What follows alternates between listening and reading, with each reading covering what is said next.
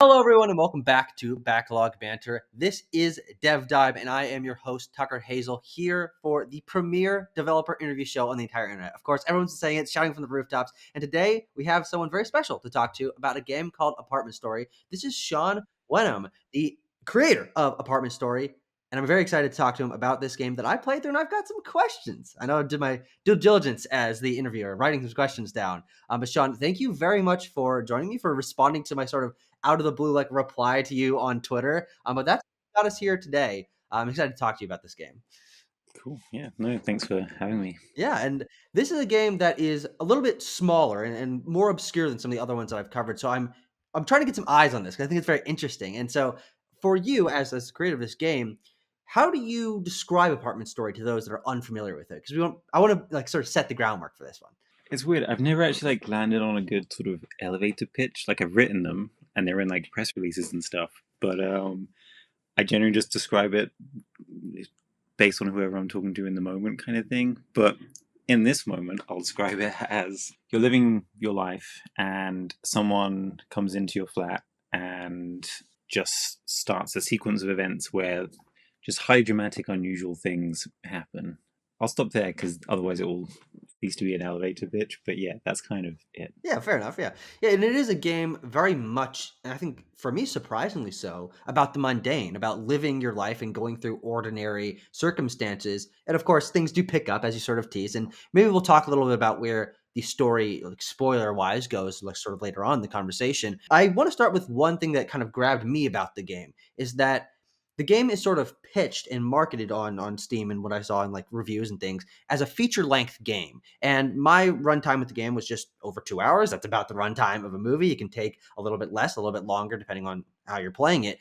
But I'm curious for you as the guy who made this game, and I sort of want to also you can kind of let the groundwork of what you did to create this game. I believe you were the writer and director and programming and all that stuff. When you were making this game, what are your thoughts choosing to make your game that is a feature length? Because you don't get a lot of 2 hour games. And I think that's a really unique perspective into creating a game like this.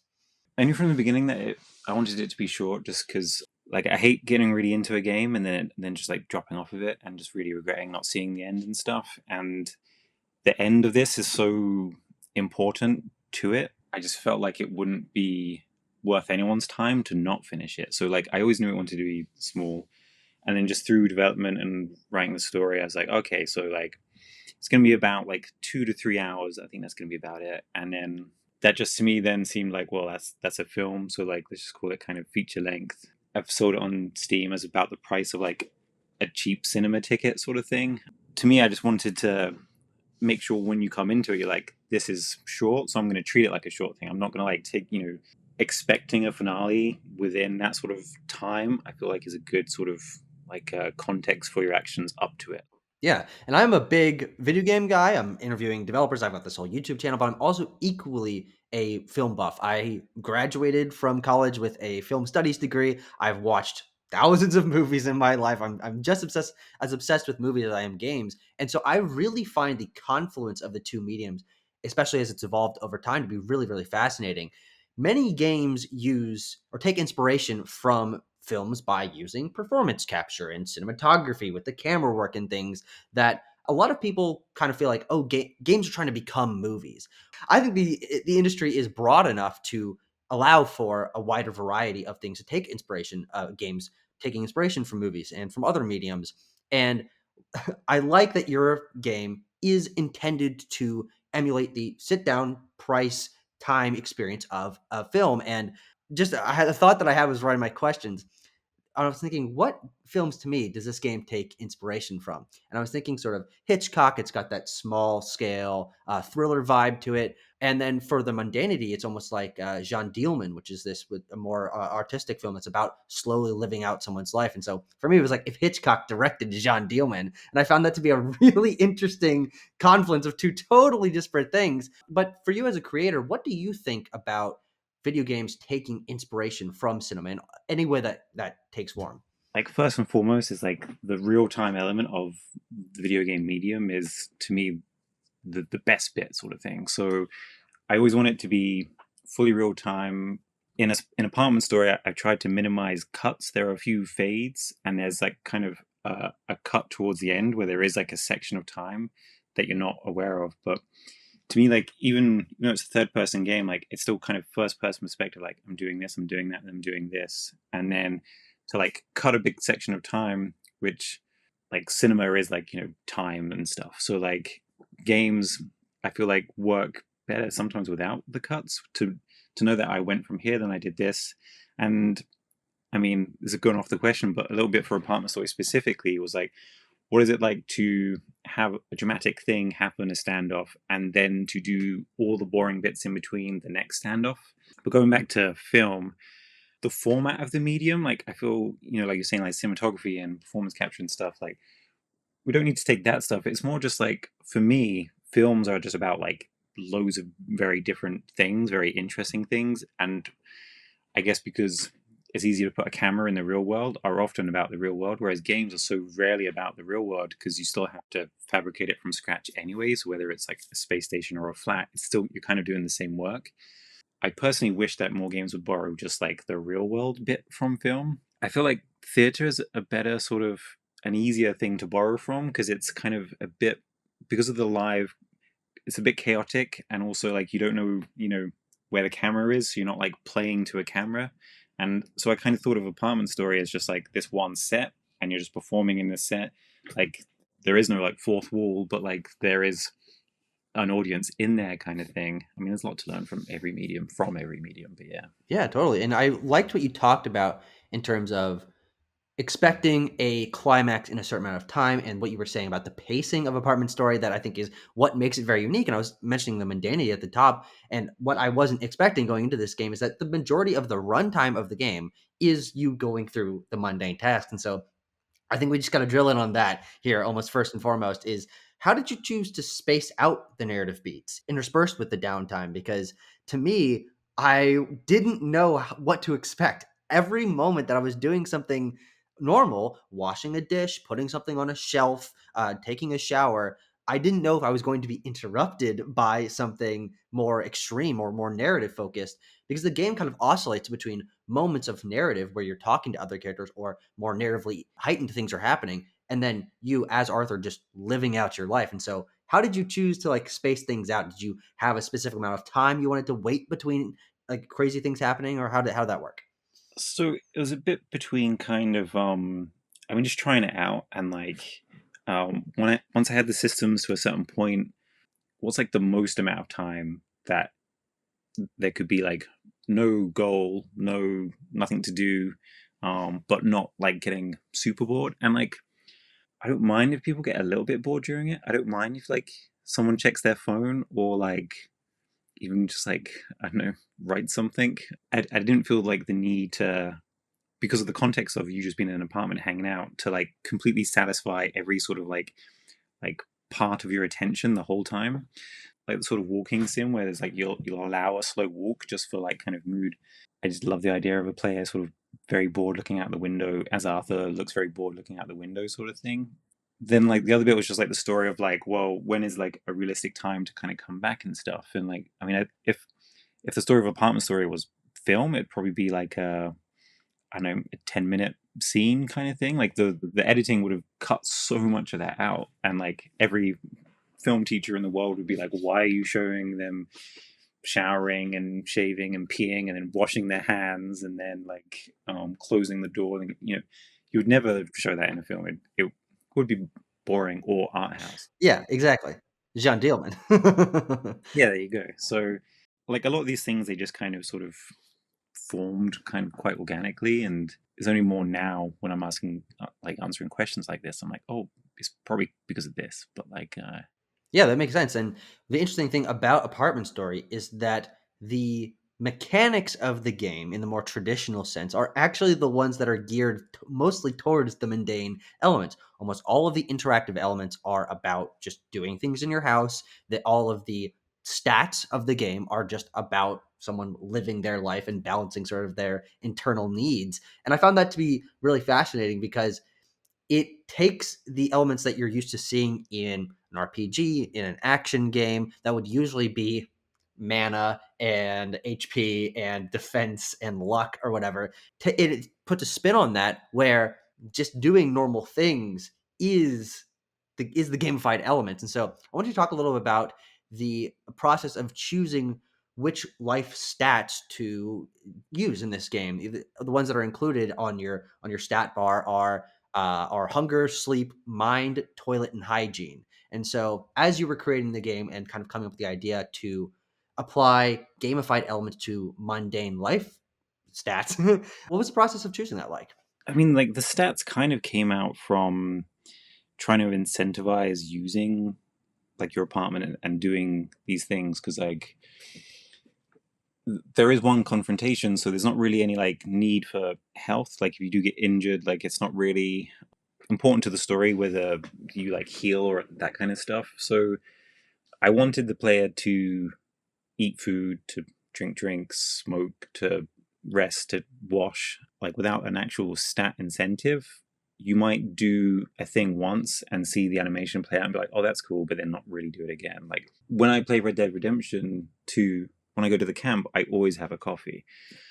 Not because it recharges my like snake eye or whatever it is. It just feels like a nice habit thing to do. But in Red Dead Redemption, you spent the past hour doing these like very mechanically intense, fights and stuff like that. So having that as like a payoff makes sense. But in Apartment Story, there is no other mechanically rich thing. So it felt like the living the life has to be the mechanic, and like the gun, using the gun fits within all those interactions and buttons. Like there was a thing in Heavy Rain where you rock a baby and hold a gun, and you're both using like the right thumbstick to do it. I just remember thinking, oh, that's so nice that you can do two crazy different things with just the right thumbstick, moments apart, kind of thing.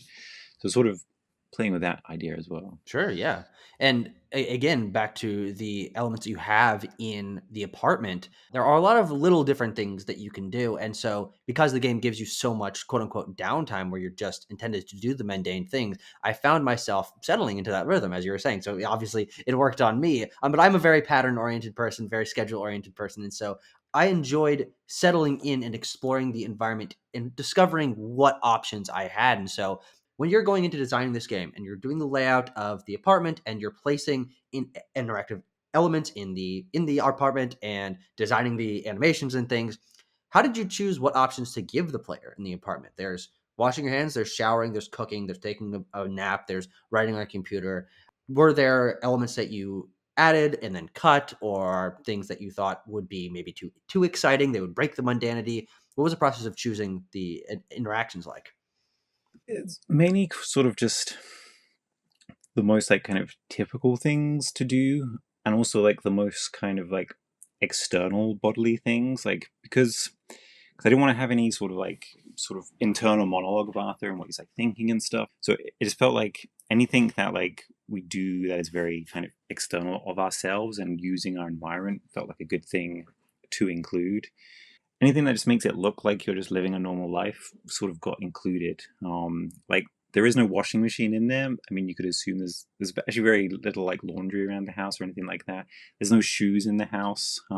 There's like some things that are missing that are a bit weird to be missing, but it's weird because some people like enjoy doing like the dishes in it. Some people don't. Some people like enjoy putting away all the DVDs. Some people don't. Personally, like when the place gets messed up, I always leave everything because I kind of like the idea of the chaos sort of thing of like just it feels more like progression to have it just remain like chaos. So, but some people just have to have a very clean apartment and will dutifully pick up every single thing and put it on a shelf. Yeah, absolutely. And the interesting part about all of this being mundane task and you being pushed to come up with your own schedule and your own habits within the game, or not, because that's the game has the option of that. Is there anything that you've seen players do that surprised you with the way they approached a schedule, omitting things, including things, doing things maybe more times than you anticipated? What's that process been like of watching people explore this world and patterns that you've created for them? I saw someone just like Dan comes over and they just stand in front of it downing beers. I've seen people like stacking things up into weird towers within the house. something I didn't intend, but then I started to realize and I started to really enjoy is just the kind of like the comedy element of just a lot of these decisions. Like choosing to take a pee and not close the door when Diane's there. It's funny to me if you don't do that because it says something about, I guess, like you as a player and your play style, like how, like, role playing this are you? Like, are you actually playing someone who has a guest around? And if so, you're going to close the door behind you. Like, I've seen people like really sort of like watch the electric meter and stuff and like make sure that all the lights are turned off and stuff like that, which like I myself, when my electric meter is like low, like I'll be like, maybe I should turn these lights off and stuff. So like, whereas I didn't actually think people would really sort of like buy into the electric meter and actually be watching their consumption. But like I enjoy they do. After playing it for so long on my own, just again and again and again, like literally everything surprised me really. And it's definitely interesting to get the perspective of other minds because it's the slightly different ways that people interact with things that you as developers, especially making this largely on your own, you can't really anticipate these things, but interactivity allows for that variety. And I'm very, very happy that you brought up the election meter thing because that was literally the next question on my list that I wanted to get to because the one element of the game that engaged me the most was the electricity management. The idea is that as Arthur, you're down on your luck. You don't have a lot of money on his bank account, which you can see on his phone. He's almost in the overdraft. You consistently get texts on your phone of, "Hey, you're running out of electricity. You got to top off your meter to make sure that you can keep your power on for another day." I didn't know how serious that was. Because this is my first time playing the game. I'm going into it. I didn't know what was going to happen, and so I was that person of very strictly, I'm leaving the room, I turn off the light. I'm balancing the amount of power I'm using. I almost didn't turn on the music at all because I'm like, well, that's technically using power. I didn't really watch any TV. I honestly thought that there was a chance that if I left the lights on overnight or left light on in the bathroom, that I was going to wake up in the morning and I wasn't going to be able to, like, cook my food or whatever. I didn't know. And it had one interesting unintended consequence that I think you might find funny is I was so dutiful about turning off the lights, especially as it was getting towards the evening, that I turned off all the lights in the house. And then there's a scene in which Diane comes over. It's the scene where Arthur and Diane have sex, and it's one of the most interesting narratively moments of the story because I turned off all the lights, and the lighting engine reflects that. I could not see anything in any of those cutscenes. It was completely dark, and so this I knew something interesting was happening narratively, but I'd been so anal about turning off the lights, I couldn't see what was happening. It's really funny. It was very, very interesting. The things do consume like the electric, so like by like turning off the lights, you were like postponing the point where the electric will run out and you will need to actually like top up and stuff. There's like a few moments where like if there is no light in the house, a certain scene will be, it wouldn't play out how I would desire it to play out, kind of thing.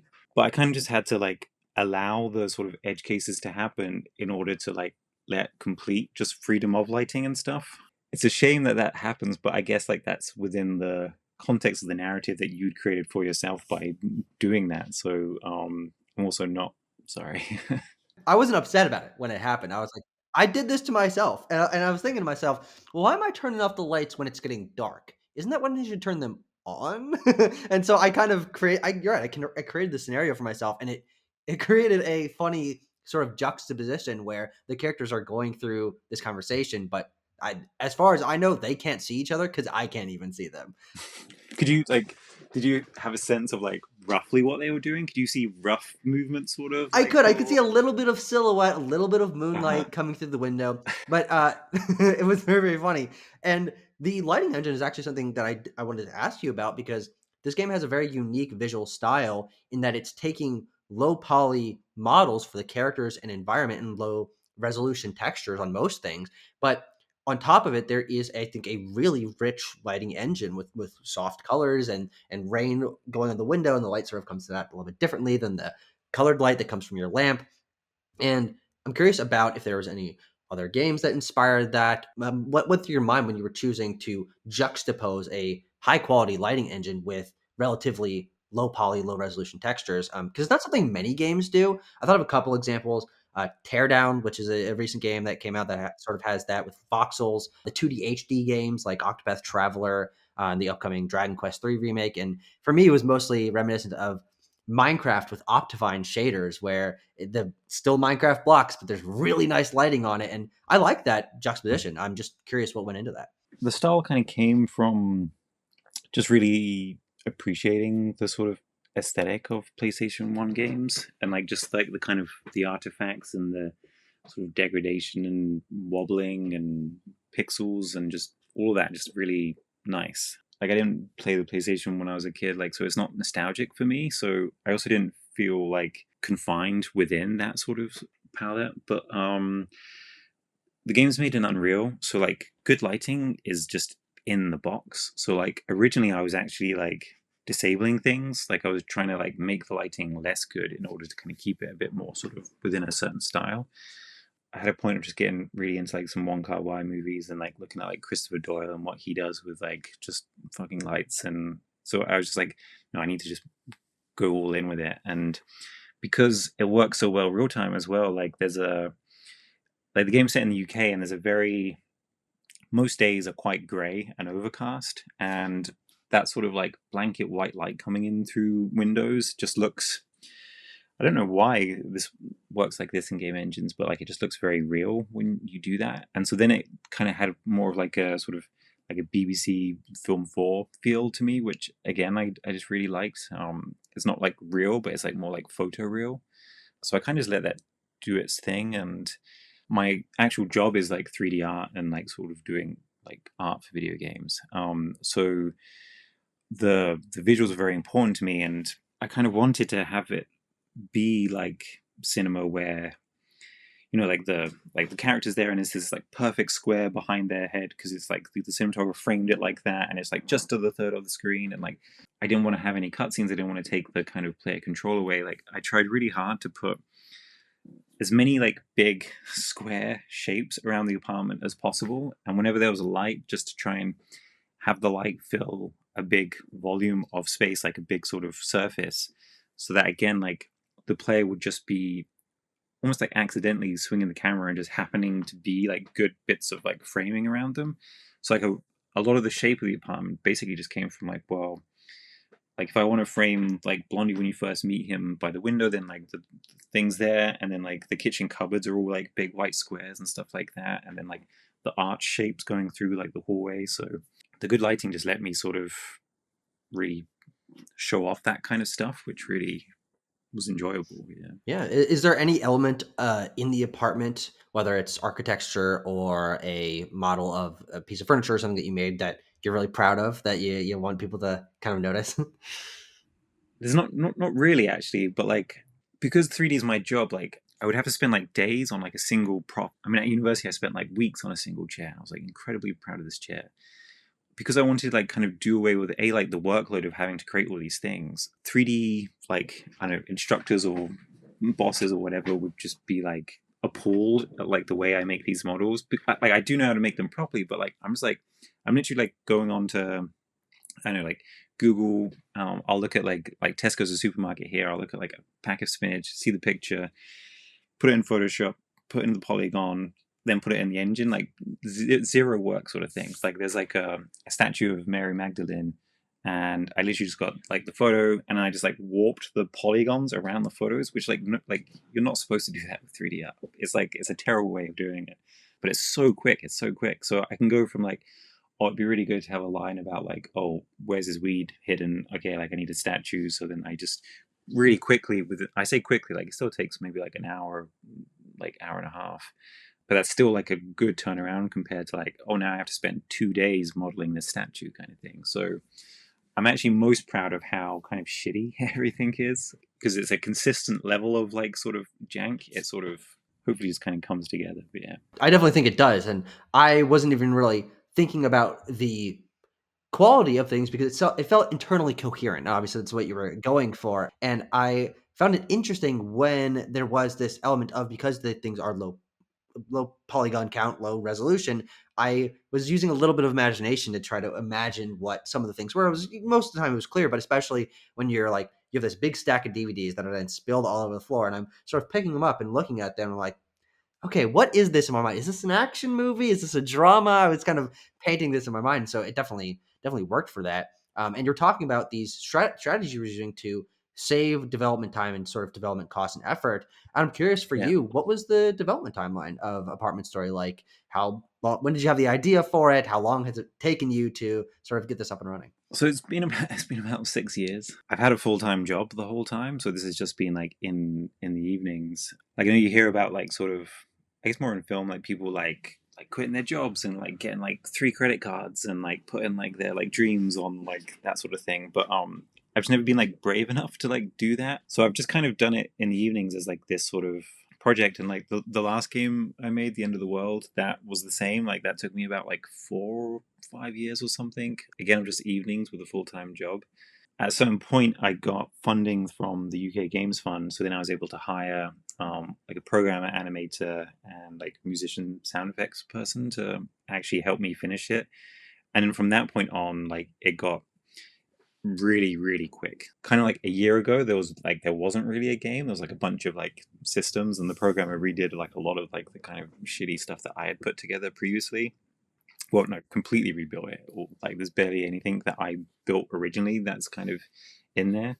Yeah, that last year, like the whole game just came through really quickly. But now we have like this like system and we have an engine, so hopefully the next game could maybe be like a year or two is like the hope. But we'll see.